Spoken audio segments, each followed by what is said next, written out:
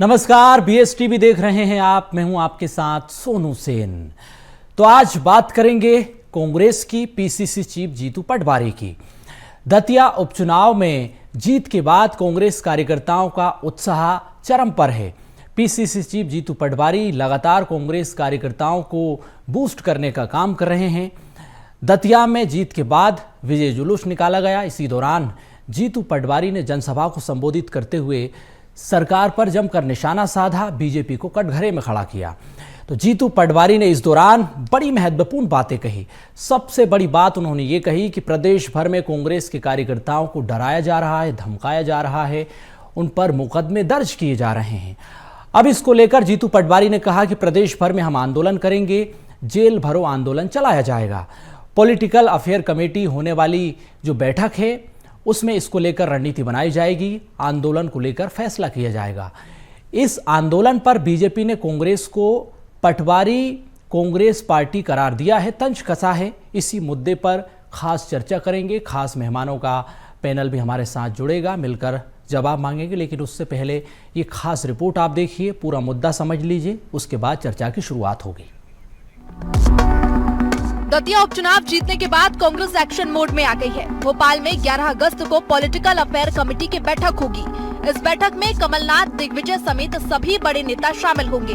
Congress media प्रभारी मुकेश नायक ने बैठक में आने वाले मुद्दों की जानकारी दी। उन्होंने कहा कि इंदौर को विशेष तौर पर टारगेट किया जाएगा। प्रदेश अध्यक्ष जीतू पटवारी के परिवार को परेशान किया जा रहा है। कार्यकर्ताओं पर एफआईआर दर्ज की जा रही है। ऐसे में कांग्रेस बैठक के बाद प्रदेश में जेल भरो आंदोलन करेगी। और आप प्रतीक्षा करिए 11 तारीख की पॉलिटिकल अफेयर कमेटी की बैठक का।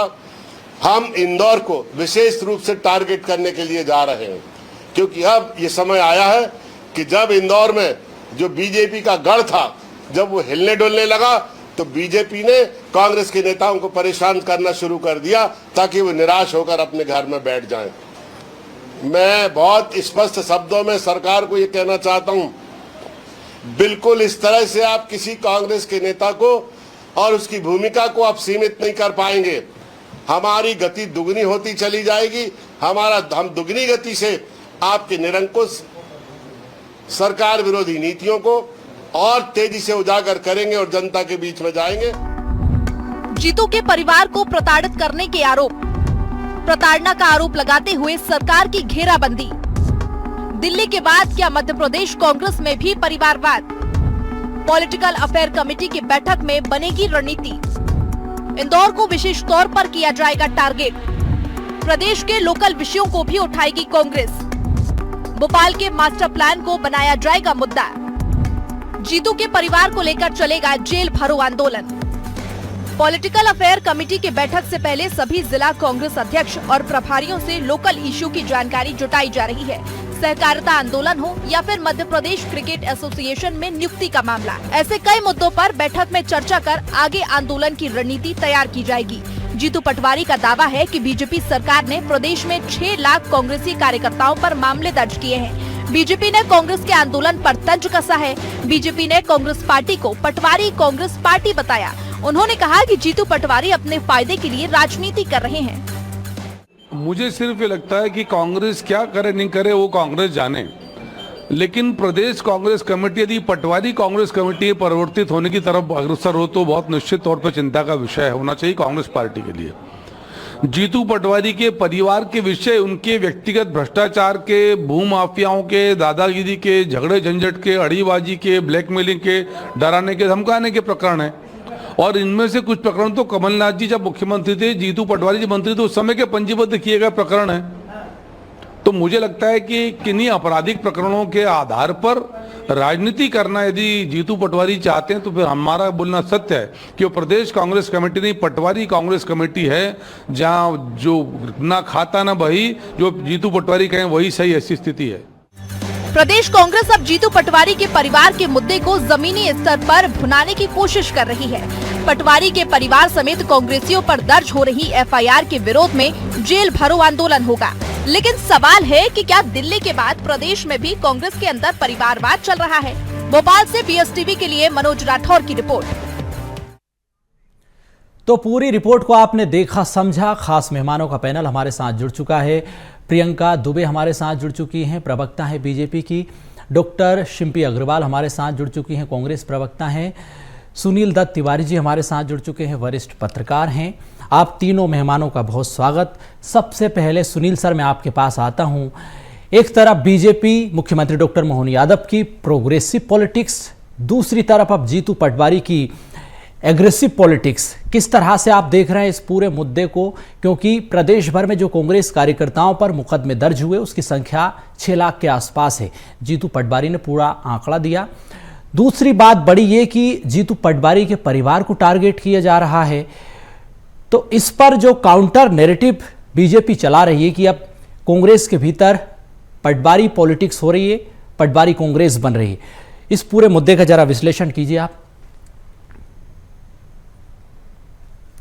नमस्कार सोनू, सबसे पहले आपको और पैनल में शामिल मातृशक्ति को, दोनों सभी को प्रणाम करता हूँ। बड़ा इंटरेस्टिंग विषय है। दरअसल 2003 के बाद से कुछ 18 महीनों को छोड़ दें, जब कमलनाथ की सरकार मध्य प्रदेश में नहीं थी, तो लगातार बीजेपी की सरकार रही, आंदोलन होते रहे, आंदोलनों के दौरान बहुत सारे प्रकरण बने। अब जो एक नया मामला जो है, जिस पर इस प्रकार की तनातनी के स्वर दिख रहे हैं, वो दरअसल आपराधिक मामले हैं। जीतू पटवारी के भाई यदि नाना पटवारी ना भी होते, मान लीजिए कोई वो XYZ और भी होते, तो यदि उन पर ड्रग्स के मामले बनते, ऑनलाइन गेमिंग के मामले बनते, 20 लाख के प्लॉट की हेरा फेरी का मामला बनता, तो क्या उसमें पुलिस अपना काम नहीं करती? पुलिस ने अपना काम किया। और बात ये अलग है कि उस प्रकरण में नाना पटवारी शामिल थे, जिन्हें जीतू पटवारी हम मीडिया में या दरअसल सोशल मीडिया में थोड़ा सा TRP के चक्कर में हम नाना पटवारी के साथ जीतू पटवारी को इसलिए जोड़ते हैं कि जीतू पटवारी की प्रोफाइल बड़ी है, प्रदेश कांग्रेस अध्यक्ष। नहीं तो एंटाइटल अपने आप में नाना पटवारी भी, और नाना पटवारी के ऊपर कम संगीन आरोप नहीं है। उनके ऊपर एक ऐसा आरोप है जिसमें ड्रग्स के जो तस्कर थे उन्होंने उनका नाम लिया, ऑनलाइन गेमिंग के मामले में उनका नाम, और उनके 3 मोबाइल फ़ोन जब्त किए गए, जिसमें जो ऑनलाइन गेमिंग के जो ऐप्स थे, जो प्रतिबंधित ऐप हैं, वो भी मिले, ऐसा पुलिस ने बताया। अभी परसों ही एक प्लॉट के मामले में 20 लाख रुपए के हड़पने का भी मामला आया। तो ये सब मामले अलग हैं। हाँ, ये इतर है कि जो थोड़ी सी जीत की संजीवनी मिली है दतिया से, उसने थोड़ा सा भी इस समय कांग्रेस के गुब्बारे को जरा हवा दे दी है, और इस अब हवा को बरकरार रखना चाहते हैं कांग्रेस के लोग 2028, 27, 28 के चुनाव तक। 27 में यूपी और अन्य जगहों के चुनाव होने, 28 में मध्य प्रदेश और 29 में लोकसभा। तो उस गुब्बारे में जो हवा है वो भरी रहे, कैसे कार्यकर्ता जोश में रहे, उसकी तैयारी है कांग्रेस की। और बात अलग है कि आज के पहले कितने आंदोलन हुए कार्यकर्ताओं के मुकदमों को लेकर। बहुत सारे कार्यकर्ता जिन्हें मैं व्यक्तिगत रूप से जानता हूं, जो कांग्रेस पार्टी के सच्चे सेवक हैं, और पिछले 8-10 वर्षों से उनके ऊपर जो मामले दर्ज हुए, वो अपने मामलों की पैरवी खुद ही कर रहे हैं, खुद ही वकील लगा रहे हैं। बहरहाल, देर आए दुरुस्त आए। आपने कहा पॉलिटिकल अफेयर्स कमेटी, यदि मैं इसको अब ये नाम दूं कि परिवार अफेयर्स कमेटी की जो 11 अगस्त को बैठक होनी है, उसमें परिवार के बारे में ही चिंता ज़्यादा होगी। तो मुझे लगता है मुझे दोनों प्रवक्ता माफ़ करेंगे। सोनू, बिल्कुल। डॉक्टर शिम्पी, परिवार अफेयर कमेटी की बैठक में सिर्फ एक परिवार को लेकर रणनीति बनाई जाएगी या तमाम कार्यकर्ताओं की आवाज भी उठाई जाएगी?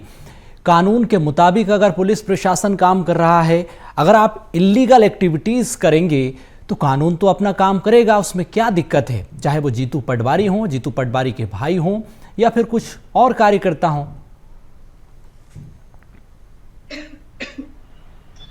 देखिए सोनू जी, अभी पूरे प्रदेश ने नरोत्तम भाजपा बनाम मोहन भाजपा का द्वंद्व देखा है। ऐसे में यदि वो कांग्रेस के ऊपर पटवारी कांग्रेस बोलकर हमला करते हैं, तो ये तो हार से बौखलाई भारतीय जनता पार्टी है, जो असल मुद्दों से ध्यान भटकाना चाहती है पूरे प्रदेश का।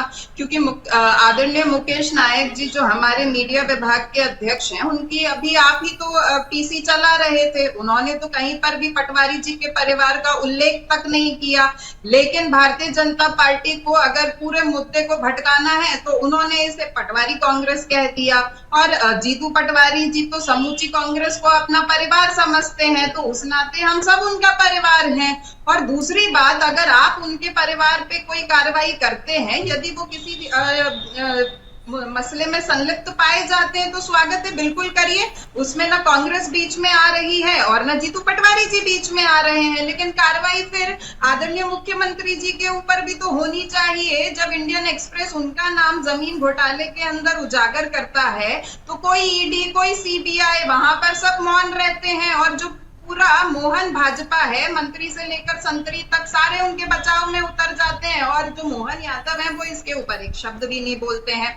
और जो पॉलिटिकल अफेयर कमेटी की हमारी बैठक हो रही है वो हमारी आगामी रणनीति को निर्धारित करने के लिए हो रही है, क्योंकि हम प्रदेश से लेकर गांव तक जितने भी जमीन से जुड़े हुए मुद्दे हैं उनके ऊपर उठाना चाहते हैं बातों को, चाहे वो किसान से जुड़ा हो, युवा, महिला, बेरोजगारों से जुड़ा हो। आप देखिए जितनी भी समितियां हैं, चाहे मंडी समिति हो, चाहे उप भंडार समिति हो, चाहे खेल प्रकोष्ठ हो, चाहे आपके नगर निगम हो, आपकी पंचायतें हो, जिनका सबका आपने भाजपाईकरण कर दिया है, तो हम अगर उन मसलों को उठाना चाहते हैं तो स्वाभाविक सी बात है कि भारतीय जनता पार्टी को तो समस्या होगी ही। और अगर वो इन सारे मुद्दों को डाइवर्ट करना चाहते हैं और उसको पटवारी जी के परिवार तक सीमित करना चाहते हैं, तो ये तो भारतीय जनता पार्टी की बौखलाहट दिखाती है कि वो किस तरीके से मुद्दों से भयभीत हो रहे हैं।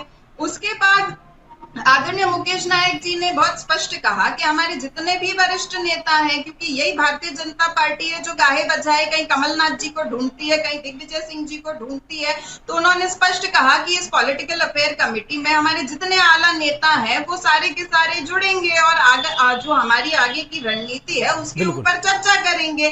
तो भारतीय जनता पार्टी के पास बोलने के लिए कुछ बचा नहीं है, तो पटवारी जी के परिवार को बीच में लाकर और पूरे मुद्दे को डिरेल करने का प्रयास कर रहे हैं। बिल्कुल, लेकिन प्रियंका जी के पास बहुत कुछ है बोलने को।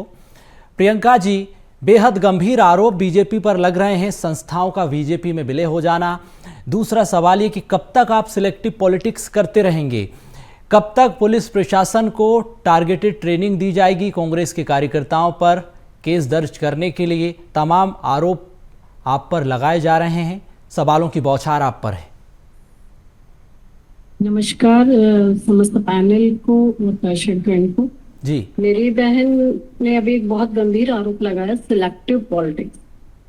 सिलेक्टिव पॉलिटिक्स कैसी होती है ये आप 2008 का प्रकरण उठा करके 2018 का प्रकरण उठा करके देखिए, जिसमें आईपीसी सेक्शन 354 354 छेड़छाड़ का मामला महिला के द्वारा नाना पटवारी के ऊपर कायमी करवाई। 2018 में गवर्नमेंट किसकी थी मेरी बहन बहुत अच्छे से जानती है। तो अगर उस समय कमलनाथ जी की गवर्नमेंट के समय जीतू पटवारी के भाई के ऊपर मामला कायम होता है, तो फिर मंथन आत्मावलोकन किसे करना चाहिए ये मेरी प्रज्ञावान बहन खुद अच्छे से समझ सकती है। अब सिलेक्टिव पॉलिटिक्स अगर की गई थी तो कमलनाथ जी ने जीतू पटवारी को 2018 में उनके भाई के ऊपर मामला कायम करवा करके क्या सिद्ध किया था ये आप लोग अपनी बैठक में भी तय कर लीजिएगा, जिसमें आप लोग पूरा अफेयर्स डिसाइड करेंगे। और अगर चाहें तो मैं उसमें आपको बता सकती हूँ 2018 नाना पटवारी के नाम वर्ष 2018 में खुशी पुलवाल सुसाइड केस की जांच के दौरान भी बात सामने आई, तो आप उसका मंथन कर लीजिए 2018 में गवर्नमेंट किसकी थी। इसके अलावा 307 के मामले, 307 का मामला जहां तक की मैं जानकारी रखती हूँ लीगली तभी कायमी होती 307 की जब मेडिकल रिपोर्ट में वो प्रीवियस ऑफेंस नजर आता है। तो आप किसी के साथ अगर इस प्रकार की घटना कारित करते हैं और उसके बाद आपके ऊपर मामला कायम होता है तो सिलेक्टिव पॉलिटिक्स पे वहां से कहाँ, यानी मेडिकल मैं कहूंगी कि मेडिकल रिपोर्ट भी क्या बीजेपी वालों ने बनाई है, तो ये तो आप उस पीड़ित के साथ अन्याय कर रहे हैं जिसके साथ में घटना कारित हुई है। तो आप लोग अब जो 2026 के मामले को आप लोग जो भी नाम दे दें कि सिलेक्टिव पॉलिटिक्स है, ड्रग्स का मामला है, जिसमें खुद नाना पटवारी स्वीकार करते हैं कि वो ड्रग्स एडिक्ट रहे। वो ड्रग के मामले में जब भी इन्वेस्टिगेट होता है पूरी मीडिया भी जानती है, पुलिस विभाग भी जानता है कि जो इसके एडिक्टर होते हैं या जो इसके कंज्यूमर होते हैं वही लोग पैडलर की तरह ड्रग्स को सप्लाई करने का काम करते हैं, इसीलिए इनको पकड़ने में भी तकलीफ आती।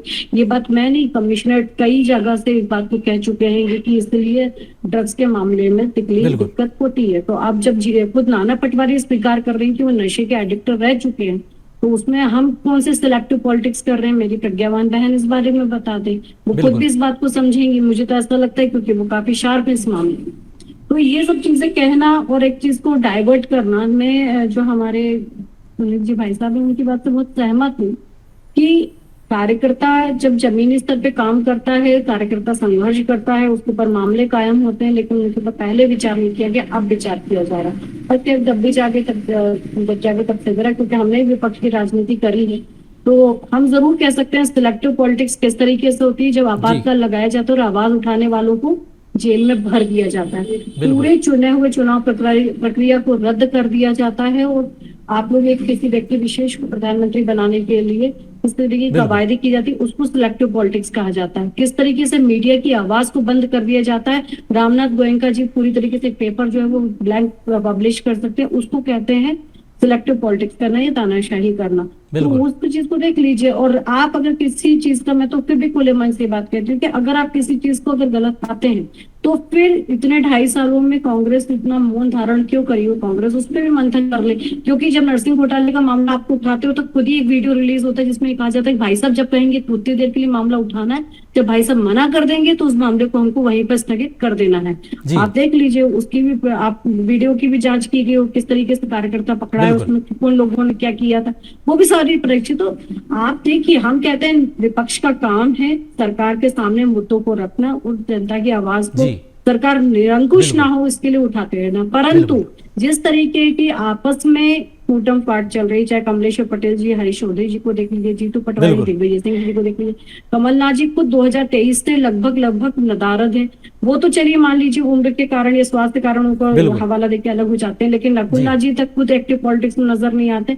तो विचार खुद दलगत हो चुकी कांग्रेस को विचार करना पड़ेगा, भारतीय जनता पार्टी बिल्कुल कांग्रेस को विचार करना पड़ेगा, आगे बढ़ेगी। सुनील सर जरा एक बात आप समझाइए, जेल भरो आंदोलन के काउंटर नैरेटिव को आप डिकोड कीजिए। दतिया उपचुनाव के बाद क्या जीतू पटवारी एब्सोल्यूट पावर में आ गए, जिस तरह से सभी इकाइयों को भंग किया गया, कमलनाथ की जो नियुक्तियां थी उनको रद्द कर दिया गया, अब ये क्या प्रेशर पॉलिटिक्स है सरकार को लेकर? दूसरा सवाल ये भी है कि क्या कार्यकर्ताओं को, जो डिरेल हो चुके कार्यकर्ताओं में जोश भरने की कवायद है कि आप संघर्ष करिए, सड़क पर उतरिए, आंदोलन करिए, पूरी कांग्रेस पार्टी आपके साथ खड़ी है? निश्चित तौर पर सुनो, आपके पहले प्रश्न का उत्तर है हाँ। जिस तरीके से जीतू पटवारी का आभामंडल पिछले कुछ दिनों से मध्य प्रदेश कांग्रेस में बढ़ा या बढ़ाया गया, दोनों विषय हैं, उसको लेकर वो काफ़ी उत्साहित हैं, वो और उनके समर्थक। और दतिया के चुनाव ने उसमें, मैंने जैसे भी पहले भी कहा कि एक गैस भरने का उस गुब्बारे में काम किया है। तो वो उसके बाद कल जैसा आपने देखा सारी प्रकोष्ठों को भंग किया गया संगठन सृजन के अभियान के नाम पर, और अब आज जो बड़ी घोषणा की है कि वो 11 तारीख से जेल भरो आंदोलन करेंगे।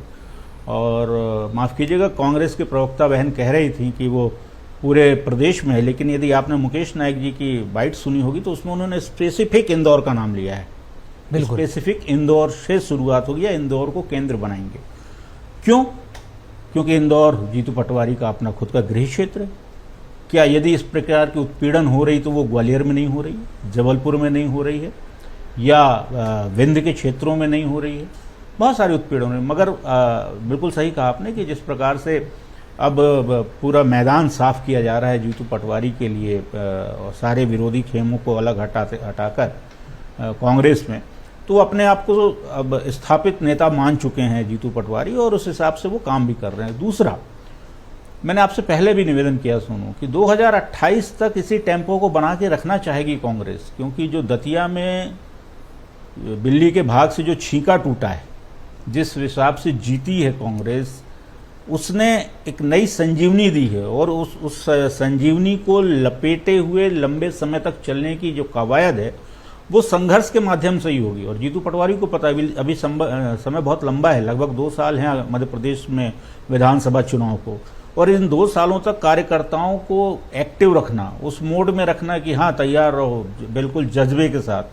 तो उसकी शुरुआत इस जेल भरो आंदोलन से, और पीड़ित भी होंगे नो डाउट, बहुत सारे कार्यकर्ता पीड़ित होंगे जिनके ऊपर प्रकरण बना होगा। लेकिन आपको याद दिला दूं मैं, जिस विषय को लेकर बात हो रही है, 17 जुलाई, इसी 17 जुलाई को जी पुलिस इंदौर ने एक प्रकरण, ऑनलाइन गेमिंग जो सट्टा होता है, उस मामले में 4 व्यक्तियों को उठाया था, जिनका नाम था संजय कौशिक, दिनेश श्रीवास्तव, मनीष और प्रीतेश त्रिपाठी, ये 4 लोग ऑनलाइन गेमिंग के अपराधी थे जिनको पुलिस ने उठाया और इन चारों के तार नाना पटवारी से जुड़ रहे थे। ड्रग पैरेलल के तार नाना पटवारी से जुड़ रहे थे।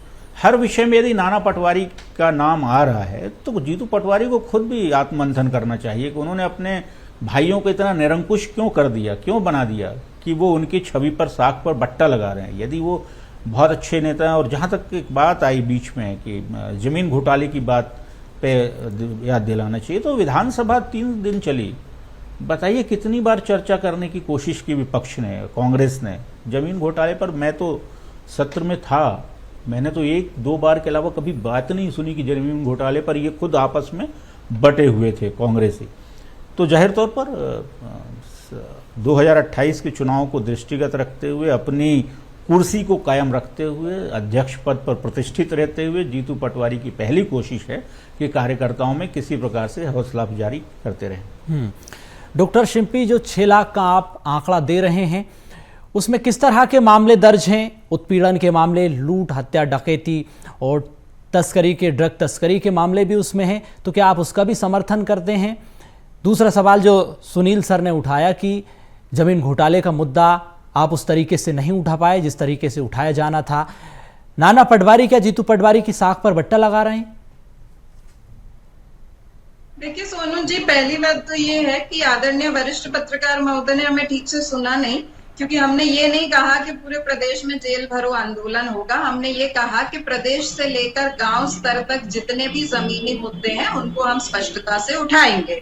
दूसरी बात, मुकेश नायक जी ने ये कहा कि जो इंदौर है वो भारतीय जनता पार्टी का गढ़ है और वो गढ़ अब हिलने लगा है, इसलिए हम इस अभियान की शुरुआत इंदौर से करने जा रहे हैं। और अभी हाल ही में जो भागीरथपुरा से संबंधित मसला था वो भी इंदौर के अंदर हुआ था। तीसरी बात इन्होंने कही कि जमीन घोटाले का मुद्दा हमने विधानसभा में नहीं उठाया, तो उमंग सेंगार साहब ने हमारे विधायक दल के नेता होने के नाते स्पष्ट रूप से ये कहा था कि हम जमीन घोटाले के ऊपर सरकार को विधानसभा में घेरेंगे, उसके ऊपर हम प्रश्न करना चाहते हैं। लेकिन सरकार की प्रायोरिटी यूनिफॉर्म सिविल कोड का बिल था।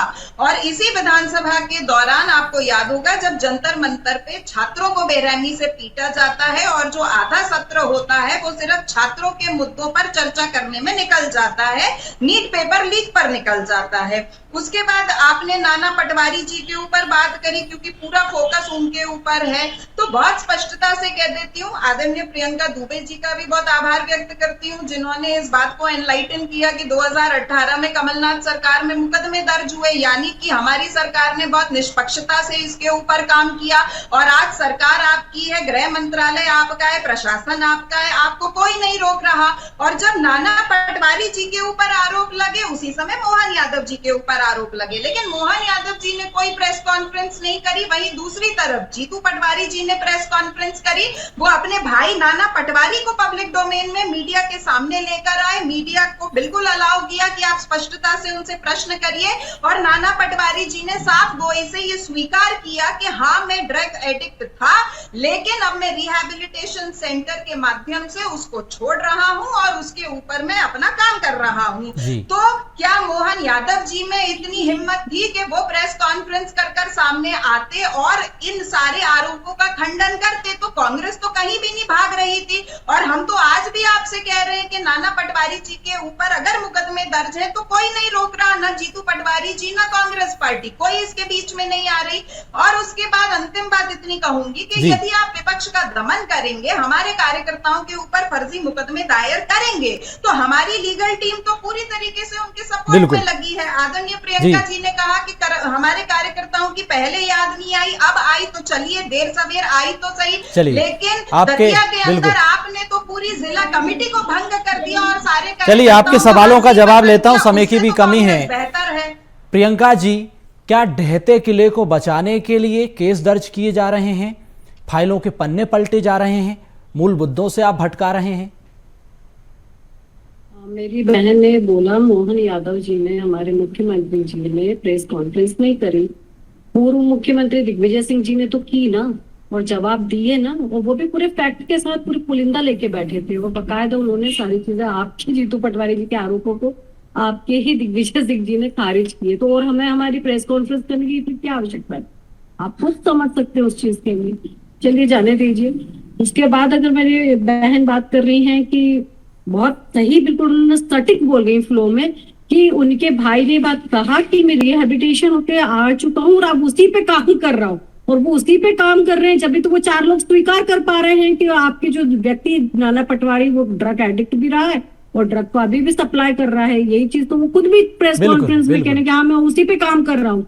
ठीक है, तो ये चीज कई बार भावावेश पे सच भी निकल जाता है। तो आपने स्वीकार किया, इसके लिए मैं आपके धन्यवाद करती हूँ। और उसके बाद जो मुद्दों की आप बात करते हो सिलेक्टिव पॉलिटिक्स की, तो झारखंड में भी जाकर के चिंता कर लीजिए, वहां पर भी धरना प्रदर्शन चल रहा है, लेकिन वहां आप लोग नहीं जाएंगे क्योंकि वहां पे आपकी गवर्नमेंट, आपकी समर्थन की गवर्नमेंट है। तो सिलेक्टिव पॉलिटिक्स इसे कहा जाता है कि जब मुद्दों की बात आती है तो कर्नाटक में आप लोग प्रियंका खड़गे जी का बयान सुन लीजिएगा ताकि आपको पता चल जाए कि सिलेक्टिव पॉलिटिक्स किसे कहते हैं। बिल्कुल, तो उससे इतर हटके मुद्दों पे चलिए बात डॉक्टर कीजिए, तो शिल्पी शायद 10 सेकंड में जवाब दीजिए, समय की कमी है, फिर मैं सुनील सर से क्लोजिंग कॉम्प्लीमेंट लूंगा। जी देखिए, जहां तक झारखंड की बात है तो हमारे एनएसयूआई के जो राष्ट्रीय अध्यक्ष हैं वो मौके पर मौजूद हैं जहां पर स्टूडेंट्स का प्रोटेस्ट चल रहा है। आदरणीय राहुल गांधी जी ने कांग्रेस का एक पूरा डेलीगेशन झारखंड में भेजा हुआ है और एनएसयूआई के जितने कार्यकर्ता हैं वो पहले दिन से उस प्रोटेस्ट के अंदर बैठे हुए हैं। दूसरी बात, इन्होंने कहा कि नाना पटवारी उस पे काम कर रहे हैं,